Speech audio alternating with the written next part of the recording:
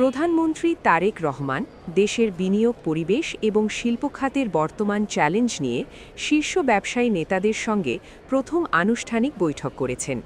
আজ শনিবার বেলা 11:30টায় প্রধানমন্ত্রীর কার্যালয়ে শুরু হওয়া বৈঠকে উপস্থিত ছিলেন অর্থমন্ত্রী আমির খসরু মাহমুদ চৌধুরী এবং বাণিজ্যমন্ত্রী খন্দকার আব্দুল মুক্তাদির।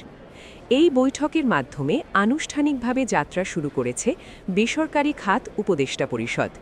প্ল্যাটফর্মটির মাধ্যমে নীতি নির্ধারক এবং ব্যবসায়ী নেতাদের মধ্যে কাঠামোগত সংলাপের সুযোগ তৈরি হবে, যা শিল্প ও বিনিয়োগ খাতের উন্নয়নে সহায়ক হবে।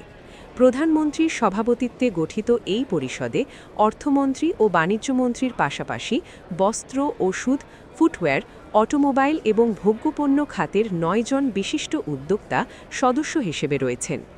আজিজুল ইসলাম যুবরাজের তথ্যচিত্রে ডেস্ক রিপোর্ট, কাল প্রকাশ।